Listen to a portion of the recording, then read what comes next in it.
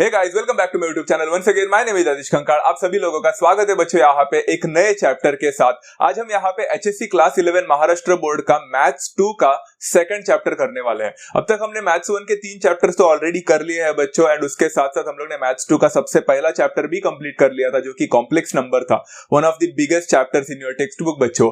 तो आज हम लोग यहाँ पे सेकंड चैप्टर को जरूर स्टार्ट करने वाले हैं। तो इसके पहले के जितने भी आप लोग ने चैप्टर्स अगर नहीं देखे होंगे तो उसका प्लेलिस्ट आप लोग को डिस्क्रिप्शन में मिल जाएगा, या फिर आप लोग मेरे वीडियोस के प्लेलिस्ट में जाकर देख सकते हैं। डेफिनेटली आप लोग को सारे चीजें वहां पे मैंने पढ़ा है। आज मैं आप लोग स्टार्ट करने वाला हूं sequences and series which happens to be the second chapter, and just like the first chapter ये चैप्टर भी थोड़ा सा बड़ा है। इसमें टोटल आप लोग को 6 एक्सरसाइजेस मिलेंगे, एंड सीक्वेंसेस एंड सीरीज ये दो अलग अलग पार्ट है। तो सबसे ज्यादा पार्ट जो है 95% ऑफ दिस पूरा टेक्स्ट बुक में जो है वो सीक्वेंसेस के ऊपर है, एंड सीरीज एक छोटा सा पार्ट है बच्चा जो लास्ट एक्सरसाइज से डील करेगा। तो हम लोग आज समझने की कोशिश करेंगे सीक्वेंसेस मतलब क्या, एंड सीक्वेंसेस में हम लोग पढ़ने क्या वाले। तो बच्चों सबसे पहला जो हम लोग यहाँ पे पढ़ने वाले हैं, that's a very very very important thing over here, and वो होने वाला है यहाँ पे let's try to understand the contents in that particular textbook. तो कंटेंट्स के बारे में अगर हम लोग बात करेंगे तो what are we entirely going to learn about the sequences, उसका मैं यहाँ पे कंटेंट दे रहा हूँ। तो सबसे पहला बच्चा हम लोग जो पढ़ने वाले हैं वो होगा एपी एंड जीपी। एपी का मतलब होता है अरिथमेटिक प्रोग्रेशन, एंड जीपी क्या होता है ये नया पार्ट आप लोग पढ़ने वाले हैं। जीपी का फुल फॉर्म होता है ज्योमेट्रिक प्रोग्रेशन। उसके बाद में सेकंड पार्ट हम लोग जो पढ़ने वाला है that will be the sum of the n terms of a GP. हम लोग ने 10th स्टैंडर्ड में sum of n terms of an AP के बारे में पढ़ाई किया था, अब हम जीपी के बारे में पढ़ने की कोशिश करेंगे। The third concept will be over here sum of infinite terms of a GP. Wow, infinite terms of a GP. इसके पहले हम लोग ने कभी जिंदगी में इनफाइनाइट टर्म्स के बारे में नहीं पढ़ाई किया था, बट यहाँ पे हम लोग इनफाइनाइट टर्म्स के सम भी सीखने वाले हैं। साउंड्स अनबिलीवेबल राइट, थोड़ा इम्पॉसिबल लगता है कि इनफाइनाइट नंबर ऑफ टर्म्स अगर जा रहा है कंटिन्यूअसली तो उसका सम कैसे निकाल सकते हैं। डेफिनेटली निकाला जा सकता है बच्चा, वो इस पर्टिकुलर चैप्टर में हम लोग पढ़ने वाले हैं। The fourth topic that we are going to cover is called as HP and AGP. HP का मतलब होता है बच्चा हिंदुस्तान पेट्रोलियम नहीं, एचपी का मतलब होता है बच्चा यहाँ पे हार्मोनिक प्रोग्रेशन। तो एरिथमेटिक प्रोग्रेशन, ज्योमेट्रिक प्रोग्रेशन, वैसे ही हार्मोनिक प्रोग्रेशन भी होता है, वो भी हम लोग पढ़ेंगे बट वो काफी टाइम बाद। एंड एजीपी का मतलब क्या होता है बच्चा, एजीपी का मतलब होता है एरिथमेटिको ज्योमेट्रिक प्रोग्रेशन, मतलब ये एपी एंड जीपी का एक तरह से कॉम्बिनेशन पढ़ने वाला है। So there are lots of new things that are going to come for you. बहुत सारे चीजें सीखने को मिलने वाले बच्चों आप लोग को इस पर्टिकुलर चैप्टर में।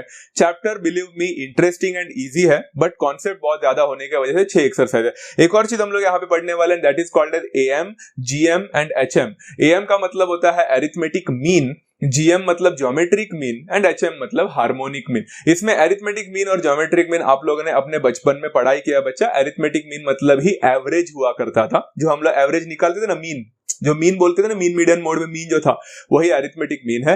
ज्योमेट्रिक मीन का तो आप लोग ने करोलरी भी पढ़ा था बच्चा 10th स्टैंडर्ड में। ज्योमेट्रिक मीन करोलरी करके आप लोग को था पाइथागोरस थ्योरम में, तो b square is equal to AC करके कॉन्सेप्ट था, जो आपने ratio and proportion 9th standard में भी पढ़ा था, वही हम लोग यहाँ पे फिर से पढ़ने वाले हैं।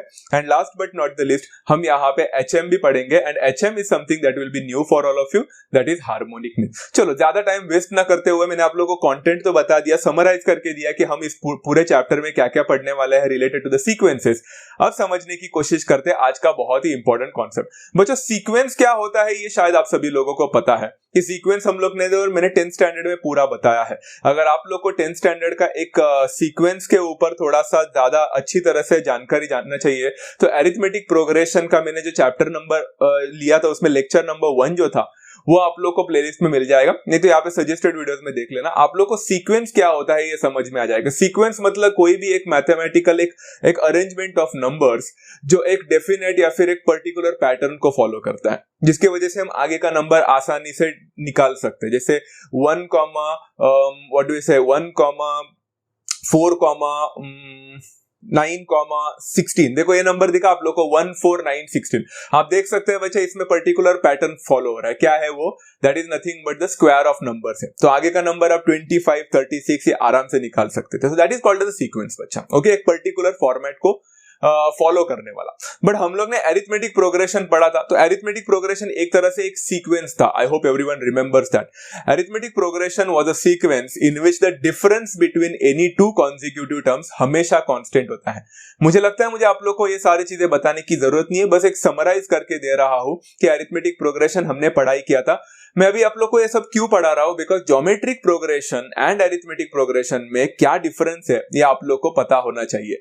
तो अरिथमेटिक प्रोग्रेशन एक ऐसा सीक्वेंस है जिसमें डिफरेंस बिटवीन कोई भी अगल बगल वाला कॉन्जिक्यूटिव मतलब आजू बाजू वाला कोई भी टर्म्स ले लो, उन दोनों का डिफरेंस निकालो, वो हमेशा कांस्टेंट मिलता था। जैसे फॉर एग्जांपल अगर हम लोग ने यहाँ पे देख लिया 2, 4, 6, 8, तो आप देख सकते हैं बच्चा यहाँ पे T1, T2, T3, T4 दिया है। तो हम अगर सब्ट्रैक्ट करते हैं बच्चा यहाँ पे T2 माइनस T1 को, तो आप लोग को यहाँ पे 2 मिलेगा। फिर 6 माइनस 4 करोगे तो 2 मिलेगा, एंड 8 माइनस 6 करोगे तो भी आपको 2 मिलेगा। जहाँ पे फर्स्ट टर्म को हम A बोलते थे, एंड यहाँ पे जो कॉमन डिफरेंस मिल रहा है हम लोग को, तो common difference happens to be 2, उसको हम D करके बोलते थे। एंड एक और चीज हम लोग ने सीखा था बच्चा, something called as a general term of an AP. आपने शायद जनरल टर्म ऐसा वर्ड नहीं सुना होगा, आप लोग ने सुना होगा nth term of an AP, जिसको हम tn करके भी बोलते थे। तो tn यूज्ड टू बी कोई भी एक जनरल टर्म आपको निकालना रहेगा, एंड वो general term nth term of an AP के लिए हमने एक फॉर्मूला पढ़ाई किया था बच्चा, something called as tn is equal to a plus n minus 1 into d. I hope everyone remembers all this things. sn का भी एक फॉर्मूला पढ़ाई किया था बच्चा, हम लोग ने sn के 2 फॉर्मूले पढ़ाई किए थे। मैंने यहाँ पे नहीं लिखा है because that is irrelevant as far आज का lecture is concerned, but Sn is equal to n upon 2 2a plus n minus 1 into d, that was the first formula, and Sn is equal to n by 2 t1 plus tn करके एक second formula किया था। अगर कोई भी यहाँ पे CBSE board या फिर महाराष्ट्र बोर्ड के अलावा कोई सा बोर्ड का पढ़ाई बच्चा यहाँ पे देख रहा है मेरा वीडियो, तो थोड़ा सा कंफ्यूज ना होना बच्चा में tn बोलने के बाद।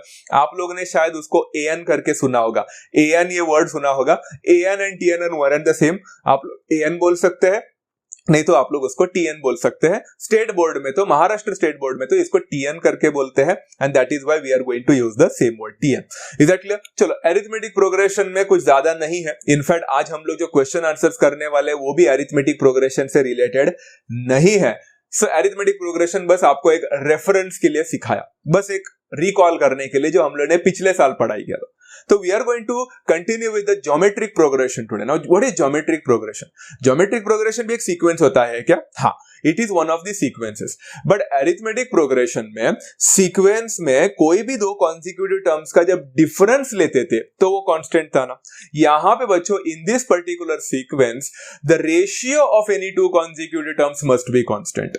मतलब T2 माइनस T1 वहां पे is equal to T3 minus T2, T4 minus T3। आप कोई भी 2 कॉन्सिक्यूटिव टर्म्स का डिफरेंस लेते थे, सब्ट्रैक्ट करते थे, तब जाके आपको वहां पे एक कांस्टेंट आंसर मिलता था, सेम आंसर मिलता था, जिसको हम कॉमन डिफरेंस करके बोलते थे। तो यहाँ पे आप लोगों को क्या करना है बच्चा, difference between the consecutive terms, मतलब कॉन्सिक्यूटिव टर्म्स का डिफरेंस नहीं लेना है, तो आप लोग को इस बार कॉन्सिक्यूटिव टर्म्स का रेशियो लेना है। ये दोनों फर्क है बच्चा यहाँ पे, एंड इस बार जब आप लोग रेशियो लोगे ना बच्चा, तो उन दोनों का रेशियो जो होगा कॉन्सिक्यूटिव टर्म्स का, वो हमेशा कांस्टेंट आएगा। तो वहां पे हमने T2 माइनस T1 किया था, तो यहाँ पे T2 अपॉन T1 करेंगे, T2 ओवर T1, मतलब डिवाइड करने वाले। तो देखो बच्चों, ऐसा एग्जांपल कौन सा होगा सर ज्योमेट्रिक प्रोग्रेशन का? बिना एग्जांपल दिए तो आप समझोगे नहीं। तो let's try to understand the example over here. आप देख सकते हैं 2, 4, 8, 16। अगर मैंने आपको सवाल पूछा बच्चों 2, 4, 8, 16 क्या ये अरिथमेटिक प्रोग्रेशन है, तो आप बोलोगे 4 माइनस 2 तो 2 देता है, 8 माइनस 4 तो 4 देता है, 16 माइनस 8 तो 8 देता है। Sir the difference between the consecutive terms is not constant, तो ये अरिथमेटिक प्रोग्रेशन तो नहीं है। कोई बात नहीं, अरिथमेटिक प्रोग्रेशन नहीं है, बट क्या ये ज्योमेट्रिक प्रोग्रेशन है? The answer to this is, let's have a look. अगर मैंने यहाँ पे बोला तो T1 आपका 2 है, T2 आपका 4 है, T3 आपका 8 है, एंड T4 आपका 16 है। तो मैंने इस बार ना क्या किया मालूम है, अगर मैंने T2 और T1 का सब्ट्रैक्शन ना करके T2 अपॉन T1, बच्चों हमेशा याद रखना कि हम हमेशा एक particular term divided by the previous term करेंगे। उधर भी कैसे, हमने T2 माइनस T1 किया था, प्रीवियस टर्म माइनस होना चाहिए, तो इधर भी T2 अपॉन T1 करने का, T1 अपॉन T2 ने। It will always be any particular term divided by the previous term. तो T2 divided by T1, मैंने T2 divided by T1 किया तो मुझे यहाँ पे 4 upon 2 मिल गया, एंड 4 upon 2 तो सबको पता है 2 देता है। तो यहाँ पे राइट नाउ एक कॉन्सिक्यूटिव टर्म्स का तो मुझे यहाँ पे 2 मिला है। फिलहाल मैंने ऐसे T3 upon T2 करने की कोशिश की तो मुझे T3 upon T2 मिला 8 upon 4, and that I got the answer to be 2 again. आप लोग चेक कर सकते हैं बच्चा, दूसरा वाला पार्ट भी आप लोग खुद ट्राई करके देखना कि T4 upon T3 करने पर आपको कितना मिलता है। डेफिनेटली आपको वहां पे भी आंसर 2 ही मिलेगा। सो if you have a very careful look over here, क्या मैं बोल सकता हूं यहाँ पे the ratio of the any two consecutive terms यहाँ पे कांस्टेंट हो रहा है। हाँ, तो जब आपका रेशियो मतलब आप जब डिवाइड करते हैं कॉन्जिक्यूटिव टर्म्स को, तो अगर सेम आंसर मिलता है तो हम यहाँ पे बोल सकते हैं द पर्टिकुलर जो सीक्वेंस है वो ज्योमेट्रिक प्रोग्रेशन हो जाएगा। Very simple. तो यहाँ पे भी कुछ टर्मिनोलॉजीज आने वाले हैं बच्चा, जैसे द फर्स्ट टर्म को क्या बोलते हैं, तो first term will still be called as a या फिर T1 बोलेंगे, तो उसका नाम तो सेम रहा, बट इस बार कॉमन डिफरेंस नहीं रहेगा बिकॉज हम डिफरेंस तो ले ही नहीं रहे। तो यहाँ पे जो मिलने वाला है वो होगा कॉमन रेशियो, एंड इसलिए common ratio will always be denoted by the small r। तो यहाँ पे फॉर्मूला में सिर्फ इतना बदलेगा कि पहले a हुआ करता था अभी भी a है, बट पहले d हुआ करता था अभी r होने वाला है। But is that the only thing that is going to change? नहीं, पूरा फॉर्मूला ही बदलने वाला है। Let's try to understand that as well. तो यहाँ पे हम लोग बात करेंगे बच्चों today the nth term of a GP, मतलब हम Tn का फॉर्मूला आज सीखने वाले हैं, एंड पूरा exercise nth term of a GP के ऊपर डिपेंड करेगा। नेक्स्ट लेक्चर जो हमारा रहेगा उसमें हम Sn टर्म वाला पर्टिकुलर फॉर्मूला पढ़ेंगे, Sn फॉर्मूला, वो भी थोड़ा सा इंटरेस्टिंग है। आज हम सिर्फ nth term of a GP के बारे में सीखते हैं। वो जो nth term of a GP सीखने के लिए मैंने कंसीडर कर दिया एक पर्टिकुलर ज्योमेट्रिक प्रोग्रेशन। आप बोलोगे सर ये ज्योमेट्रिक प्रोग्रेशन है या नहीं, जरा चेक करने दो। देखो ना, 6/3 3 होता है, 6/3 2 होता है, 12/6 भी 2 होता है, 24/12 भी 2 होता है। क्या यहाँ पे ratio of any two consecutive terms constant है? हाँ, यहाँ पे रेशियो कितना मिल रहा है? 2 मिल रहा है। मतलब यहाँ पे मैं इसको ज्योमेट्रिक प्रोग्रेशन बोल सकता हूँ, डेफिनेटली बोल सकता हूँ। अब बच्चों यहाँ पे मैं क्या करने वाला हूँ, ध्यान से सुनना। सबसे पहले बच्चों मैं बोल सकता हूँ a = 3 है, a मतलब ही T1 होता है, उसको 3 बोल सकते हैं। एंड देन वी हैव बच्चा यहाँ पे द कॉमन रेशियो एज 2। आप खुद देखो बच्चा, रेशियो जब हम निकाल रहे थे r, तो आपको वो 2 मिल गया, तो ये वाला पार्ट सिंपल है। अब बच्चों मैं यहाँ पे आपसे पूछूंगा व्हाट इज T1, तो आप बोलोगे T1 मतलब ही तो फर्स्ट टर्म होता है a, तो T1 यहाँ पे कितना है बच्चा? T1 तो यहाँ पे 3 है। Very good. दूसरा वाला पार्ट, अगर मैंने आपसे पूछा T2 कितना है, तो आप बोलोगे T2 तो 6 दिख रहा है, बट मुझे है ना यहाँ पे 6 नहीं लिखना है। I want to represent any term in with respect to a and r। तो मैं बच्चा मैं 6 को ऐसा लिख सकता हूँ 3 × 2।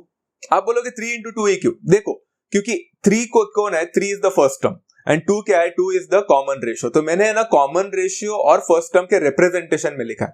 देखो, आज सुनते रहो बच्चों, मजा आएगा, बट आप लोग को सुनना पड़ेगा। तो T2 = 3 × 2 हो गया। फिर T3 कितना हो जाएगा बच्चा यहाँ पे? तो T3 तो हम लोग को देख के रखा था 12, बट क्या मैं 12 को, अब आप बोलोगे 3 × 4, नहीं, 3 × 4 मत बोलना बच्चा, बिकॉज 3 भले ही आपके पास a है, बट वो 4 क्या है? 4 का कोई सिग्निफिकेंस ही नहीं है यहाँ पे। तो मैं लिख सकता हूँ 3 × 2 × 2 बोलेंगे बच्चे, बराबर है। बट 3 × 2 × 2 को ऐसा लिखा जा सकता है बच्चे 3 × 2 का स्क्वायर, डेफिनेटली, मतलब मैंने यहाँ पे 3 × 2 का स्क्वायर लिखा।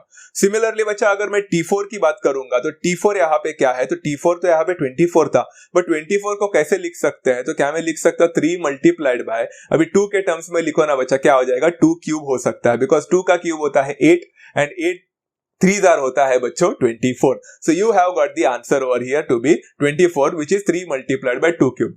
बच्चों इसी हिसाब से अगर आप लोग ने जरा T2 एंड T1 में मॉडिफिकेशन किए, तो आप लोग को मॉडिफिकेशंस दिख रहा है बच्चा यहाँ पे क्या है? देखो, T2 = 3 × 2 है, बट क्या मैं वो 2 को 2 to the power 1 लिख सकता था? डेफिनेटली लिख सकता था।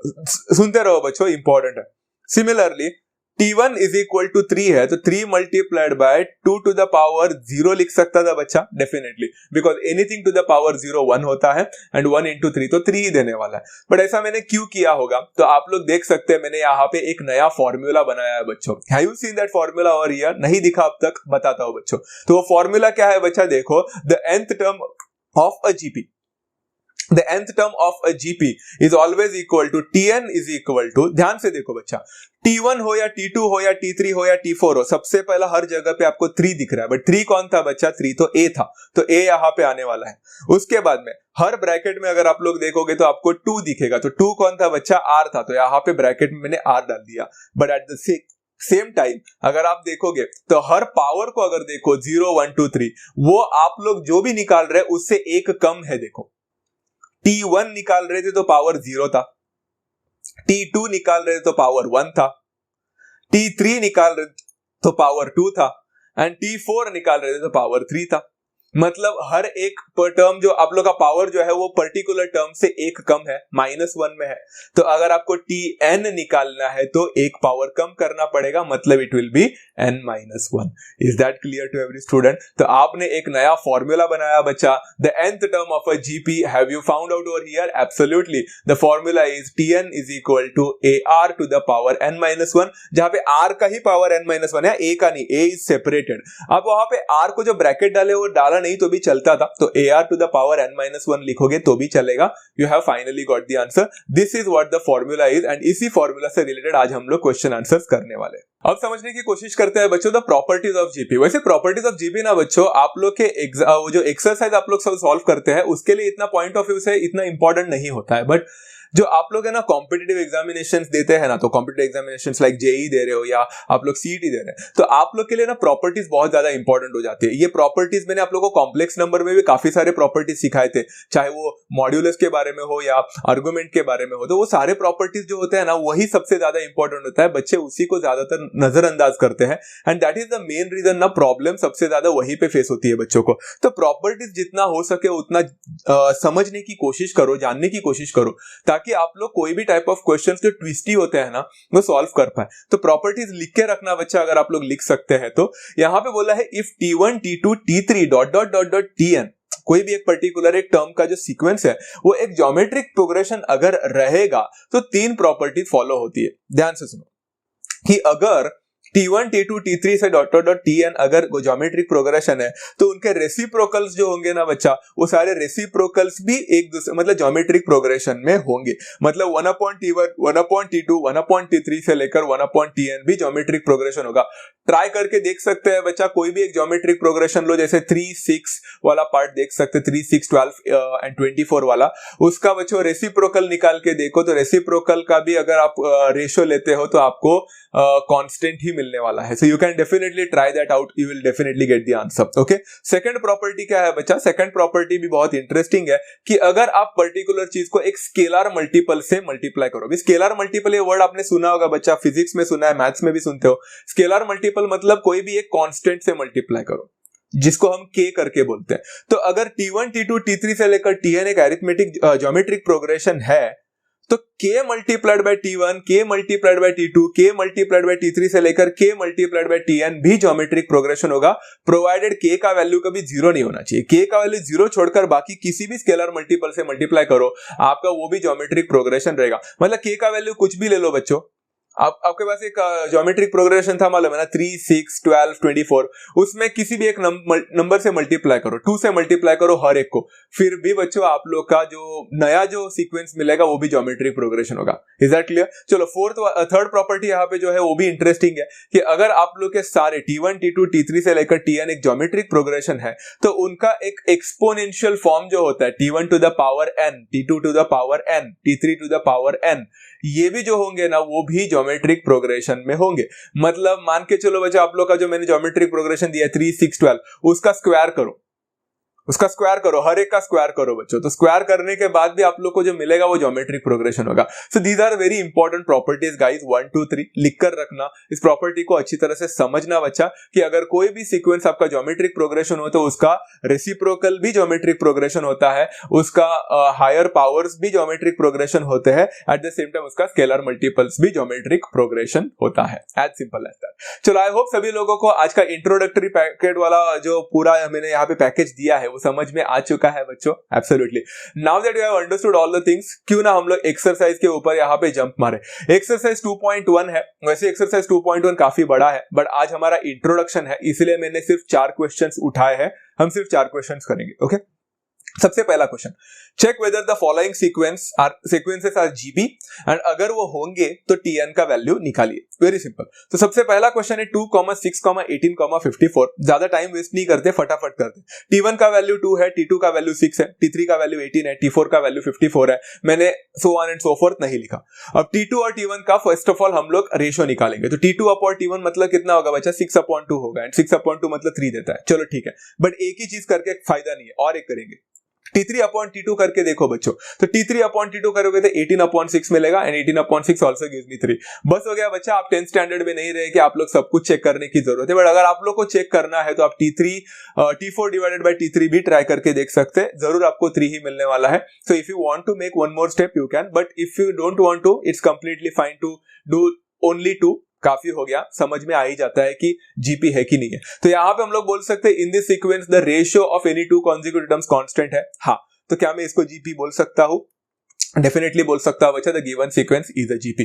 उन्होंने बोला है कि अगर वो जीपी रहेगा तो हमें टीएन का वैल्यू भी निकाल के दिखाओ। बच्चा यहाँ पे उन्होंने टीएन बोला है, ऐसा कोई टी7 टी6 ऐसा पर्टिकुलर नहीं बोला है, तो एक जनरल पूछा है, तो इसलिए जो भी आंसर आपको मिलेगा वो विथ रिस्पेक्ट टू एन ही मिलने वाला है, इन टर्म्स ऑफ एन मिलने वाला है। तो यहाँ पे जो फॉर्मूला होगा t n is equal to a plus n minus one into d, वो मत यूज करना, क्योंकि बहुत सारे बच्चे वही यूज करते हैं, एपी का आदत हुआ रहता है। यहाँ पे हो जाएगा Tn is equal to a into r to the power n minus one. बच्चों यहाँ पे टीएन ही पूछा है तो n will remain the same. A का वैल्यू यहाँ पे डाल देना 2, आर का वैल्यू यहाँ पे कितना है 3 है, तो 2 into 3 to the power n minus one.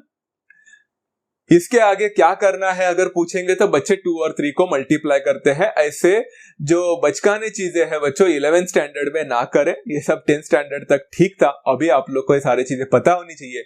Baud मास के हिसाब से पहले ब्रैकेट्स एंड ऑर्डर जो होता है, एक्सपोनेंट जो होता है वो सॉल्व होते हैं। तो 2 and 3 can never be solve बच्चा, बिकॉज जब तक आप 3 to the power n minus one को सॉल्व नहीं करते तब तक आप आगे नहीं बढ़ सकते। एंड यहाँ पे तो मैं सॉल्व नहीं कर पा रहा उसको, तो 2 into 3 to the power n minus one will remain the same, इसको वैसा ही रखना है, आगे कुछ नहीं कर सकते। It is as simple as that. Okay, going for the next sub question बच्चों। यहाँ पे तो मैंने सेकंड सब क्वेश्चन आप लोग के हवाले छोड़ दिया है, बहुत ही सिंपल है, सिर्फ शायद से आर का वैल्यू वहां पे नेगेटिव मिलता है, ट्राई करके देखो, बहुत ही सिंपल क्वेश्चन है, खुद कर लेना। थर्ड सब क्वेश्चन जो है वो है √5 1/√5 1/5√5 1/25√5 एंड सो ऑन। इस पर्टिकुलर क्वेश्चन में बच्चा आप लोग को T1 पता है, T2 पता है, T3 पता है एंड T4 भी पता है। मैंने T3 तक ही लिखा है, आप चाहो तो T4 भी लिख सकते थे।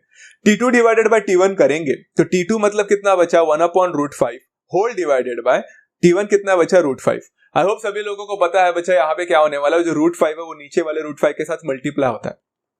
So you give the answer is 1/√5 into √5, that is 1/5। तो आपको यहाँ पे जो डिफरेंट रेशियो जो मिलेगा वो 1/5 मिलने वाला है। But when I do the T3/T2 वाला पार्ट, तो T3 यहाँ पे 1/5√5 है एंड T2 जो है आपका 1/√5 है। तो डिवाइड जब होता है बच्चा, सबको पता है वो जो √5 है वो ऊपर जाएगा एंड ये 5√5 नीचे आएगा, तो √5/5√5 हो जाएगा। √5 गेट्स कैंसल्ड, आपको फिर से 1/5 करके ही मिलने वाला है। अ वेरी सिंपल मैथमेटिक्स बच्चा, इतना तो आता ही है आप लोग को। आप देख सकते हैं T2/T1 and T3/T2 got me the same ratio over here. आप चाहो तो T4/T3 भी करके देख सकते थे, आपको 1/5 ही मिलने वाला है। सो I can say in this sequence the ratio of any two consecutive terms is constant ratio, so that's why I can say the given sequence is a GP, as simple as that। Total 5 सब question है बच्चों, मैंने आप लोग को हाँ यहाँ पे गिवन सीक्वेंस GP होने के बाद TN भी तो पूछा है, तो TN इज इक्वल टू कितना हो जाएगा A multiplied by R to the power n minus one. A का वैल्यू √5 है, आपको दिख रहा है बच्चा T1 का वैल्यू। R का वैल्यू कितना है 1/5 है बच्चों, तो थोड़ा संभल कर 1/5 to the power n minus one. You can't do anything further, please don't cancel √5 and 5 and come, please. n minus one वहां पे एक्सपोनेंट है, आप कुछ नहीं कर सकते, इसको वैसे ही रखो, बस खत्म करो। ओके, नाउ सब क्वेश्चन नंबर जो यहाँ पे बाकी का जो है मैंने छोड़ दिया है आप सभी लोगों के ऊपर, वो बाकी के सब क्वेश्चंस इतने इजी है कि आप खुद कर सकते हैं। That's why I took only 2 sub questions. Okay, now question number 2 पे जाते हैं। वो उन्होंने ये बोला है कि R का वैल्यू अगर 1/3 है एंड A का वैल्यू अगर 9 है तो T7 निकालिए। बहुत सिंपल क्वेश्चन है बच्चा, आप सभी लोगों को पता है TN का फॉर्मूला क्या है, TN is equal to A into R to the power n minus one. जहां पे उन्होंने A का वैल्यू देखे रखा है बच्चा एंड T7 पूछ रहे हैं, तो T7 is equal to 9 multiplied by R कितना है 1/3 हो जाएगा to the power n minus one will become 7 minus one. यहाँ पे बच्चा 9 और 3 कैंसिल नहीं होंगे, जब तक आप पूरा का पूरा वो एक्सपोनेंशियल वाला फॉर्मेट को सॉल्व नहीं करते तब तक आप कुछ नहीं कर सकते। तो यहाँ पे 9 multiplied by 1/3 to the power 7 minus one होता है 6। बच्चों इस पर्टिकुलर चीज को सॉल्व करना बहुत सिंपल है, इट्स लाइक 9 मल्टीप्लाइड बाय 1 का पावर टू द 6 तो 1 ही होता है एंड 3 टू द पावर 6 तो 3 टू द पावर 6 होता है। अब 3 टू द पावर 6 को मैंने सॉल्व नहीं किया, आप करते बैठोगे तो कर सकते, 3 3s are 9, 9 3s are 27, 27 3s are 81, 81 3s are, ऐसा करते बैठो। मुझे लगता है उससे बेस्ट ऑप्शन क्या है मालूम है, 9 को हम 3 का स्क्वायर रिप्रेजेंट कर सकते हैं, वो न्यूमरेटर में गया एंड 3 टू द पावर 6 नीचे, तो 3 का स्क्वायर और 3 टू द पावर 6 कैंसिल होगा तो 1/3 टू द पावर 4 मिलेगा। 3 3 9, 9 3 27, 27 3 81. इसका आंसर है 1/81. आपको आंसर मिल गया and you have done the shortcut over here. As simple as that, right? Very easy वाला क्वेश्चन. ऐसे ही बहुत सारे क्वेश्चंस है. मैंने शायद एक और क्वेश्चन लिया है, सब क्वेश्चन नंबर 2, बट उसके बाद मैं सारे क्वेश्चंस आप लोग के ऊपर छोड़ रहा हूं बिकॉज कुछ ना कुछ तो मांगा है बच्चों. उन्होंने T7 मांगा था, अभी T6 मांग रहे हैं. आगे जाकर शायद उन्होंने T7 T6 कुछ तो दिया है, तो आपको से A मांगेंगे. फिर आप लोग को फिर से T6 दिया है तो आपसे R मांगेंगे. मतलब फॉर्मूला सेम होने वाला है, सिर्फ शिफ्टिंग होने वाली है. तो आप लोग कर सकते हो. अब यहाँ पे देखो बच्चों, Tn का value a into r to the power n-1 हो जाएगा, बट इस बार a का वैल्यू जरा सा खतरनाक है. तो T6 पूछा है, तो T6 विल बिकम 7/243 हो जाएगा a का value multiplied by r. r कितना है बच्चा? 3 है. 3 टू द पावर 6-1 हो जाएगा. Very simple. प्रीवियस क्वेश्चन और इस क्वेश्चन में सिर्फ इतना ही फर्क है कि प्रीवियस क्वेश्चन में आपका r फ्रैक्शन में था एंड इस पर्टिकुलर क्वेश्चन में आपका a फ्रैक्शन में है. अब ये देखो बच्चों, 7/243 का आप कुछ नहीं कर सकते because both are not divisible by each other, but 3 to the power 6-1 को 3 टू द पावर 5 लिख सकते हैं. आप चाहो तो बच्चों 7/243 के बाद में 3 टू द पावर 5 को सॉल्व करके देखे. 3 1 3, 3 3 9, 9 3 27, 9 3 27, 27 3 81 एंड 81 3 243 होता है. मतलब 3 टू द पावर 5 आपको 243 ही देगा. 243 gets cancelled, you get the final answer as 7. काम खत्म हो गया. आपको लगता है बच्चों बाकी के सारे क्वेश्चंस मुझे आप लोग को सिखाने की जरूरत भी है? बिल्कुल भी नहीं है. Those questions are so easy that it's like आप एरिथमेटिक प्रोग्रेशन ही सॉल्व कर रहे हैं, सिर्फ जरा फॉर्मूला बदल गया है और कुछ नहीं. ए एंड आर के आर डाल रहे हैं यहाँ पे डी के जगह पे, और कुछ नहीं हो रहा है बच्चा. It's a very simple procedure. Okay, going for the next one. Question number 3 में जा रहा है, जो कि आज का हमारा सेकंड लास्ट क्वेश्चन है. Which term of the GP 5, 25, 125, 625 is 5 to the power 10? इसमें ना बच्चों आप लोगों को एक स्ट्रॉन्ग नॉलेज होना चाहिए या फिर एक बेसिक नॉलेज तो होना चाहिए लॉ ऑफ इंडस्ट्रीज का, जो आपने 8th स्टैंडर्ड में पढ़ाई किया था. अगर आप बोल रहे हो कि सर हमें ये नहीं समझ में आया क्वेश्चन, तो इसमें बच्चों आप लोग का जीपी नहीं समझा, ऐसा नहीं है. आप लोग को 8th स्टैंडर्ड का अरिथमेटिक लॉ ऑफ इंडस्ट्रीज ही नहीं पता है, ऐसा हो जाएगा. आपको लॉ ऑफ इंडस्ट्रीज का बेसिक नॉलेज, फंडामेंटल्स तो पता ही होना चाहिए. अब बच्चों विच टर्म, आई होप सभी लोगों को पता है विच टर्म का मतलब क्या होता है. Which term is 5 to the power 10, मतलब यहाँ पे हमसे क्या निकालने बोल रहे हैं? n का वैल्यू निकाल रहे वाले, बिकॉज nth टर्म होता है ना. तो which term is 5 to the power 10? nth term is 5 to the power 10. Find n. ये n निकालने का क्वेश्चन है. यहाँ पे ना बच्चों मैंने लिखा है a इज इक्वल टू 5 हो जाएगा एंड आप लोग का r कितना हो जाएगा बच्चों? r is equal to T2/T1 करो, कितना मिलेगा? 5. तो r का वैल्यू भी 5 है, राइट?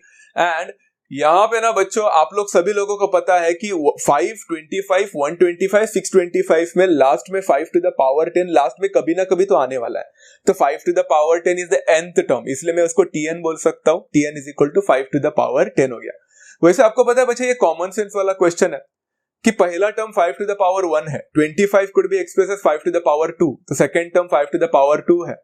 फिर 5 to the power 3 third term है, तो 5 टू द पावर 10 कितवा टर्म रहेगा? 10th टर्म रहेगा. कॉमन सेंस से आंसर मिलता है, बट एग्जाम में कॉमन सेंस यूज नहीं कर सकते, एग्जाम में तो सॉल्व करना पड़ेगा. तो आप लोग को आंसर पता है 10th टर्म आने वाला है. Let's try to do it whether it's going to be 10th term और नॉट. ओके, ध्यान से सुनो. यहाँ पे मैं फॉर्मूला यूज करने वाला हूँ. Tn is equal to a into r to the power n-1.